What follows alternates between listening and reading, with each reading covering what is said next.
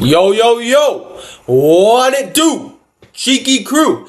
Hey guys, before I hop right into this, I just want to say we're doing an instant fight reaction to the fight night tonight, and we're doing some matchmaking along with it. So I'm going to give my reactions, I'm going to do some matchmaking. Now let's get right fucking into it with the main event. Gilbert Burns versus Michael Morales. All I gotta say is I fucking told you guys so. All the people picking Burns, what the fuck were you thinking? I'm sorry. He did look good. He looked better in this fight. Like, he looked more prepared for this fight than he did against Sean Brady. He looked more muscular. He looked like his mentality was better.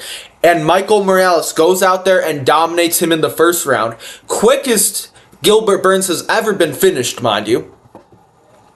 Not only that, but the only time he's been finished in the first round at welterweight. In the first 2 rounds at welterweight. Nobody does that to fucking Gilbert Burns. I'm sorry, I know I sound like Joe Rogan, but who does that to Gilbert Burns? The only other guy to finish him in the first round in the UFC, if I remember correctly, is Dan Hooker. And that was a lightweight Gilbert Burns who was chinny, who gassed out way easier. And it still wasn't as dominant as fucking Michael Morales just did to Gilbert Burns. 35 strikes to 5 is fucking crazy. He got up in less than 20 seconds from Gilbert Burns' takedown and stuffed the other one completely. Like, this shit was just unfair. Unfucking fair. You know what I mean? Like, Michael Morales is a problem, man. There's no way around it. As for the matchmaking, I would like to see, like, Gilbert Burns versus, like, a winner of Vicente Luque versus Kevin Holland. That'd be real nice. I feel like it will probably be Vicente Luque. We don't know. But either way, I feel like Burns can win either winner, like, against either guy who wins that bout. You know what I mean?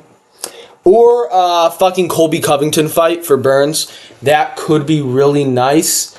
I also wouldn't mind seeing Morales versus Covington as well. That could be a good fight as well. He would shut fucking Covington's mouth. Imagine Covington versus Morales on UFC 320 in Mexico. Imagine the shit Covington would say. But here's the issue. Covington is going to be ranked below Morales, so it doesn't make sense. Maybe give, like, Morales Leon Edwards. Yeah, Leon Edwards makes sense, I feel. Or Kamaru Usman. Kamaru Usman coming off a Buckley loss. Would he be ready by the time for, like, UFC 320? I don't think so. But Leon Edwards should be. Do fucking Morales versus Edwards. I'd like to see that. Either way, I think Morales, I think he kills Shavkat. I'm going to be dead ass. I think this kid, he smokes Shavkat. Over 5 rounds, I think he KOs him in the 3rd. I think he could be a bad matchup for Buckley. I don't have an issue saying this since Morales is my 2nd favorite welterweight here. Real ones know my fandom of fucking Morales here. I do think Buckley provides bad stylistic matchups for Morales. I feel like Morales was getting caught there a bit by Burns. And I feel like Buckley has a similar striking style to Burns, a little more polished and stuff, and a lot more powerful and dangerous. So I feel like Buckley could catch Morales, but I feel like Morales could also beat Buckley. Ian Gary, I think Morales fucking kills Ian Gary within 2. I'm sorry. I could see Ian Gary stinking it up, but I don't know. Fucking Sean Brady.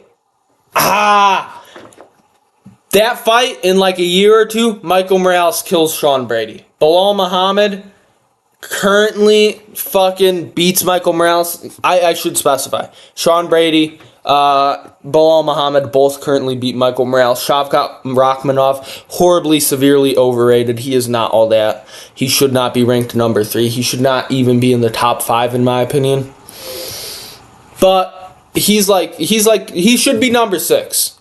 But I do think Morales colds him either way. Leon Edwards, that's the fight I want for Morales. Book Morales versus Edwards here. Either way, for the fucking co-main, shit, man, I got this lock wrong. I'll be honest, I got the lock wrong. I thought fucking Sadiq I thought he was better than that. I thought he would be more physical. I thought he would be like better, stronger, faster. No, not as fast, but I thought he'd be like, since he's older and a better vet and shit.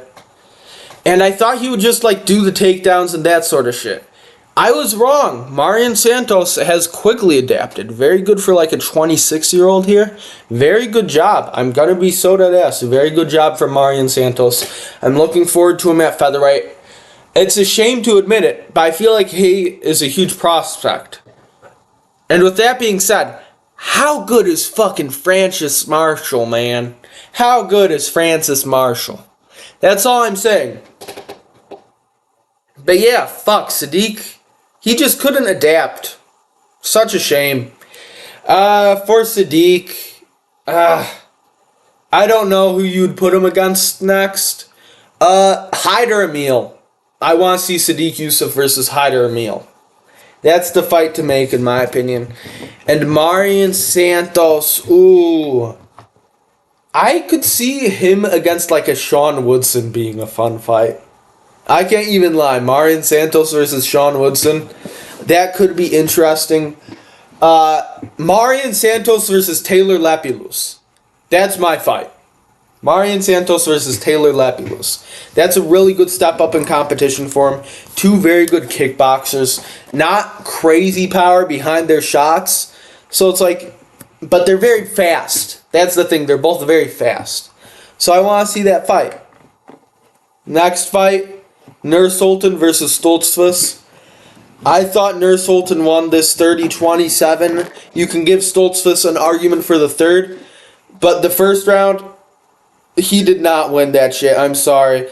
A guillotine is not going to win you that shit, and I know people are talking about that knockdown. Fucking Stoltzfus knocked him down with a headbutt. By the scoring criteria, that shit does not count, bro. That shit does not count. You know what I mean? There's a reason it's marked as 0 knockdowns either way. It's because it was a fucking headbutt. So yeah, first and second for Ruziboyev. Guaranteed in my opinion. Third is a swing round. I feel like Ruziboyev just did more damage on the feet. But Stoltzfus was sort of like holding him down. But Stoltzfus did 0 damage with those takedowns. I feel like Stoltzfus needs another bum to be fed to him. You know what I mean? Who's a good bum for Stoltzfus? Because he just lost against like a good guy in Ruziboyev. Ruziboyev, I'll always cheer him on just because he's a good Buckley win. Buckley dominated him 30-25. That's a good win for Buckley. I want to see Ruziboyev age well as a win. By the way, Stoltzfus, that's the topic we're on.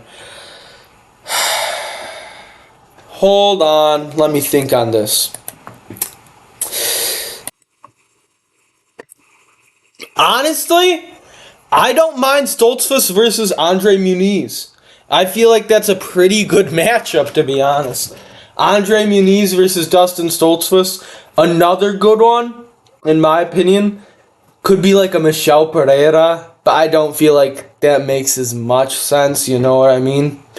Or fucking Eric Anders. Eric Anders versus Dustin Stoltzfus. That could be a good fucking fight. I would like that fight. You know what I mean? Yeah, book Eric Anders versus Dustin Stoltzfus. As for fucking Steve from Minecraft over here, Nursultan Ruziboyev, I would really, really, really like to see him versus Bo Nickel. That was a great call out by him. A very big middleweight versus a very small one. A guy who traditionally gets held down in that wrestling a lot versus a guy who can be beaten down in that striking. I feel like both guys play into each other's weaknesses very well, and I feel like that could be a very, very good fight. I would love to see that fight. That's a great fight. So yeah, either way. Julian Erosa versus Melchizedek Costa. Fuck, man, what the fuck happened to Erosa? Guy really is punching like he's underwater, but fuck, that guy has a chin. He was taking shots. That was crazy as fuck. I think Melchizedek is going places. That's his third win this year. Third win in 84 days. Kid's gonna hit the rankings by the end of the year. I think they're gonna call him up short notice for a ranked fight in his next bout. That's my honest take. By the way, for Julian Erosa first, we'll cover him first because I've been doing that order. Julian Erosa, he already fought Sean Woodson. That's a shame. That would be a good matchup, wouldn't it? Fuck. He needs another, like, big, tall, fucking, Actually, no. I just came up with a great matchup. A great matchup. I was thinking, oh, this guy needs another tall featherweight. No. Give him Cub Swanson. Give this man Cub Swanson. Cub Swanson's on that unk run. He's hit like a fucking second prime sort of here. It's weird. I feel like you could do Cub Swanson versus fucking Julian Erosa here. Both guys finished Darren Elkins in the first round here. Both of them share a common opponent. I would love to see fucking Cub Swanson versus Jeremy Stevens. But I don't think the UFC is going to book that fight. I think Jeremy Stevens is going to go back to the BKFC. If that fight doesn't get booked, though, I would love to see Cub Swanson versus Julian Erosa. I feel like Cub Swanson needs that step up towards the rankings. Julian Erosa needs that step down. And either way, this should be a good fight. And Melk Costa, man. Melky fucking Costa. I feel like the rankings are next for him. He's on a 4-fight win streak, 3 of which are in 2025. Honestly, if we're being real reasonable here, I feel like the kid needs like a Dan Ige. I feel like Melk Costa versus Dan Ige could be a great fucking fight, a real fucking war. This fight, by the way, I feel like I didn't do it justice. This fight was fucking sick, man. I fucking loved this fight. I was rooting for Melk the whole time. Glad he won. Such a good fucking fight. Such a close fight. It's such a scary fight for Melk. In that third round, I was real fucking scared for him. You know what I mean? But yeah, do Melkozile versus fucking, I blanked on his name, Dan Ige. Dan Ige. Melkozile versus Dan fucking Ige. For the ranked position there. Short notice-ish, you know what I mean? That's probably how it's going to play out. They're going to have, like... Also, Calvin Kattar could be a good one, but Calvin Kattar's booked against Sean Woodson. I feel like they're going to be like, oh shit, we really need to beef up this, like, Chicago card a little. Let's put Melk Costa versus Dan Ige on the prelims here. You know what I mean? Both guys are game. Both guys took very little damage. Well, sorry, Dan Ige took very little damage in his last fight. Melkozile is like fucking immune to injuries. Kid's made out of rubber and steel. I don't know what the fuck's up with him. I think Melkozile could beat Kevin Holland's record. And I think he could get 6 fights this year. Because if you look at it, 3 fights in 84 days. He could fight Dan Ige there. Boom. And he could get short notice against like a David Onama or Yusuf Zalal or Josh Emmett. He could beat one of those guys. And then after that, I think they would give him like a Brian Ortega or some shit at the end of the year on like a December pay-per-view. And he would get like 6 fights in a year. You know what I mean? I want to see that for Melkozile Costa because I think he can do it and I think he can kill it. And I think 2025 Melk Costa will be a mythical fighter. But either way, prelims, Mateusz Camilo, man. This kid's going places. Kid's only 24. And Gabe Green, you gotta give Gabe Green his fucking flowers here, man. How the fuck did he survive that fucking choke? You know what I mean? How did he get out of that triangle choke? Like, I feel like a lightweight Gabe Green causes a lot of problems for a lot of guys. And this was a great fight. This was a great fight. Gabe Green was a bit hesitant in that first round. Mateusz Camilo was really piecing him up there. That second round, Gabe Green started putting on a little more pressure, did a lot more damage. Mateusz Camilo, man, got that like takedown. Shocked he got the takedown on such a more physical guy. And then he did like that beautiful transition into a triangle when Gabe Green was escaping. Gabe Green somehow survived that. He really shouldn't have. And then he locks in his own rear naked choke. That was really impressive. Mateusz Camilo, man. This kid is going places. I feel like the only issue in this fight, he got out physicality. Nothing wrong with that. I feel like because he's 24 and he's fighting such a big former welterweight in Gabe Green, he just got out physicality. Kid's young. He'll probably put on more muscle for his next fight and more muscle for his next one after that, and so on and so forth and so on and so forth. You know what I mean? Like, the kid is young. He's got a bright future ahead of him. That was a great performance, a great losing performance. And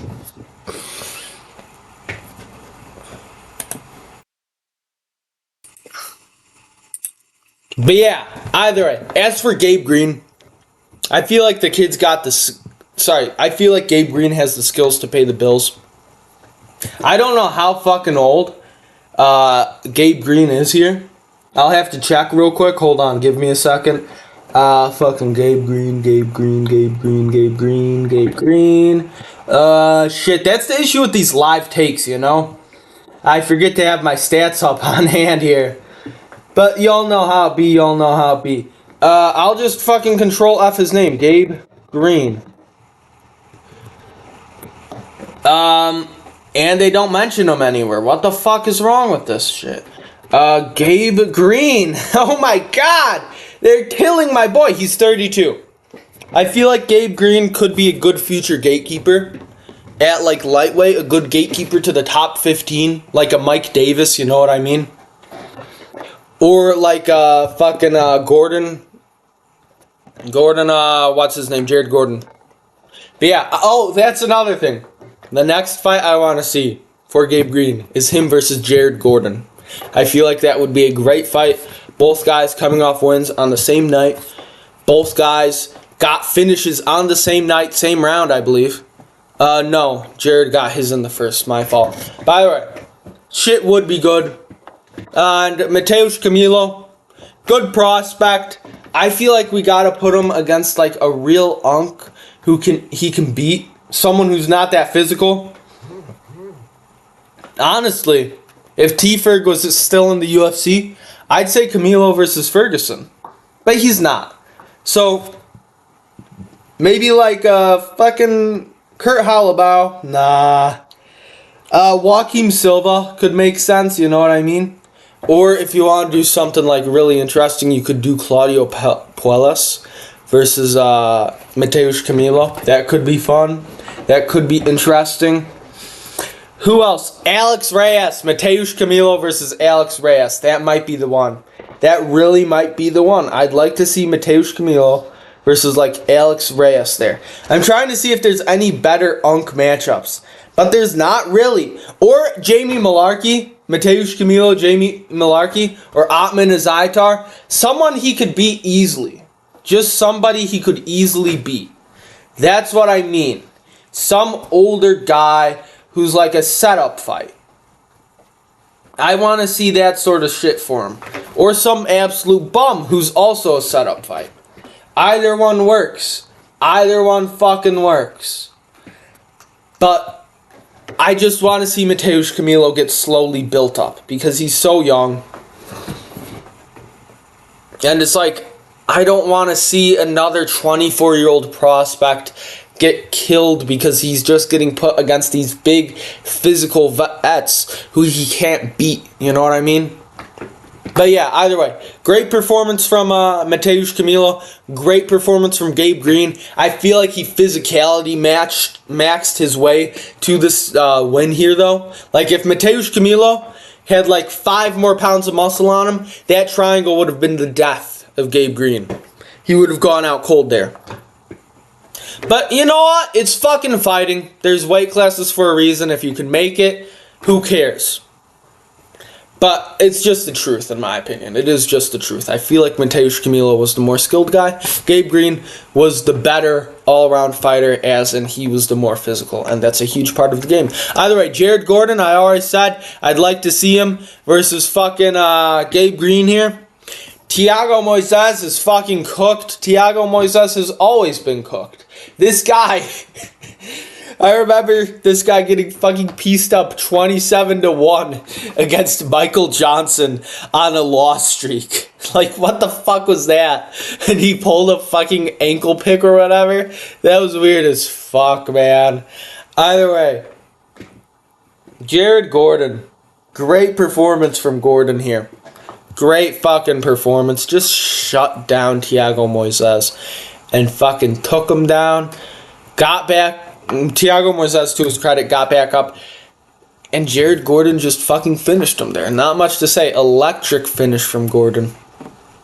Beautiful fight. Beautiful fight, really. Now, Yair Duval versus Connor Matthews. This Yair Duval kid is going places. He's like only 28. I feel like if he could make a quick run to the rankings, he could end up as like a top 5 guy. I wouldn't go as far as to say he could be a champion, but I feel like with a quick run, he could do some magic, you know what I mean? But Yair Duval, great finish. Such a quick finish. And the Connor Matthews finish ain't that bad by submission. Connor Matthews' issue is that he gets chinned really easily. You know what I mean? Yair Duval fucking subbed him. Most of Connor Matthews' wins come from submission. Like 6 of his wins are subs, if I remember correctly. So, like, we're talking a good win here. That's a good win, being able to sub Connor Matthews. Yair Duval, I sort of want to see him versus, like, Barbosi, man. I don't know why. That's an interesting matchup for me, though. A real interesting one. If you want to do, like, something simpler, though, you know what I mean? You could do him versus a Gavin Tucker. Yair Duval versus Gavin Tucker. That could work. Or Hakeem Dawodu. That could also work. Either one. Or Yair Duval versus Kron Gracie. Book that shit. I want to see Yair Duval versus Kron Gracie. I know they're probably not going to do that, but I think that would be a really interesting matchup. Same with like Yair Duval versus a Chris Gutierrez. Probably not going to book it. If they did, it'd be a fun fucking matchup. And for Connor Matthews, cut this motherfucker, man. He's like on a 4-fight L streak now, all by finish. Fucking cut him, bro. I don't want to see this guy in the UFC. I'm sorry. I don't do matchmaking for women's fights, and I didn't watch the women's fights. I'm sorry. I saw Denise Gomez fucking killed Elise Reed. That's all I saw. Hyung Sung Park, though. I did see this fight. Fucking great finish by Hyung Sung Park. This kid's an Asian sensation. These kids are taking over the fucking UFC flyweight division. These Asian guys are so good at the lighter weight classes. Sorry.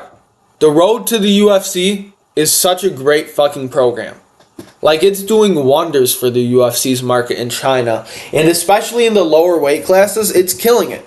Because a lot of Asian fighters are really good in those lower weight classes. That's just the way it is. Like, they have a large population. And I'm not trying to be racist here. I'll put it like that. I'm really not. But it's just stats. You look at Asian people, statistically, they are smaller. I'm not trying to say Asian people like it's one conglomerate. But like Filipinos, Chinese, Koreans, Japanese, Thailanders, Thai, Laotians, fucking Cambodians, Khmers, as you would say, Myanmarans, Burmese, whatever you want to say, they're all like generally lower on a global scale.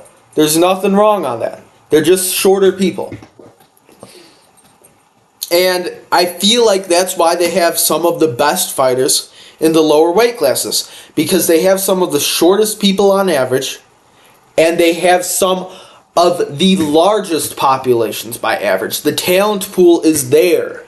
You know what I mean? And there's not other sports they can compete in. They can't compete in football. They can't compete in like not soccer.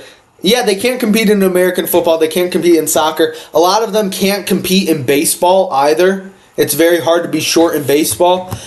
And obviously they can't do basketball either, most of them. So it's like, they're a huge talent pool for fighting. That's why, like, Inoue is so big in boxing, because he's, like, dominant in the shorter weight classes, as with a lot of Asian fighters. I'm just saying it how it is. These Asians, man, they're gonna take over the UFC like fucking flyweight to featherweight divisions. I've been saying this for a while, man. The Chinese and like these Japanese and all these guys are the future of the lower divisions. After the Dagestanis, I feel like it's gonna be the Georgians, like the Georgians, the Armenians, and the Asians. You know what I mean? It's going to be those motherfuckers. That's what it's going to be, because Asian wrestling is becoming so high level that it's just huge. It's huge. And Hyung Sung Park showed it. So for Hyung Sung Park, who would I like to see him up against next? Book Hyung Sung Park against fucking Alejandro Pantoja. No. I would like to see Hyung Sung Park versus like Matt Schnell.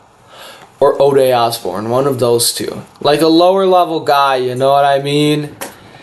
They have to be one of these lower level guys who like, you know what I mean? Sorry, I'm saying you know what I mean, you don't know what I mean.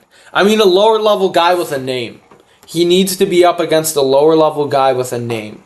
Who is like in the older area, or someone he could finish easily. Or Jesus Aguilar. I'd like that fight. Jesus Aguilar, 3-2 in the UFC. Not a terrible record. He's a fucking midget. Book that for UFC 320. That's what I just thought of. Jesus Aguilar, Hyung Sung Park, UFC 320. Fucking book it. And Carlos Hernandez. Shit, man. I honestly think Carlos Hernandez should be fucking cut, man. But if you want to book him against anyone, book him against like Felipe Dos Santos, man. Felipe needs a win. He obviously has the skills. And he was like arguably winning against Loner Kavanaugh. Like I arguably think he could have won that fight. Like, Felipe Dos Santos is good is what I'm saying. He needs to be fed a can. They're giving him too many hard matchups here. Book him against Carlos Hernandez. That's what I'm saying. Fucking Felipe Dos Santos versus Carlos Hernandez. That's the fight to make. But yeah, great fucking fight night. We went 1, 2, 3, 4, 5. Sorry, not 5. Not 5 there as well. This was a bit of a rough stunt here. 5, 6, 7. We win like 7 out of, I don't fucking know how many matchups. 7 and 5 on this card. Not terrible, but our locks hit. Our confident predictions hit. A lot of the lesser confident predictions didn't hit. The only fight that like was a lock and very confident that didn't hit was Sadiq Youssef versus Marion Santos. So yeah. Hope y'all enjoyed that card. You know what I mean? Shit, man. This was like a 10 out of 10 card. You book this in a fucking Ecuadorian venue. Like, just book it in an Ecuadorian restaurant, man. Shit would have killed it. I'm serious. This could have been a, like, card of the year. A fight night of the year if it was in front of a crowd. It had people cheering in the Apex. Do you know how fucking crazy it is to have people cheering in the Apex? I'm just saying it how it is. It was a great fucking fight night. It's a shame it took place in the Apex. Fuck, man. Michael Morales is a problem. I can't wait for his come up. Kid's gonna dominate the welterweight division in the future. But yeah, have a nice night, y'all. Thanks for watching. Make sure to like, subscribe, comment if you got any feedback. I would love to have feedback since I'm so new with these videos and shit. But yeah, like, subscribe. Y'all know the drill. Have a nice evening, y'all.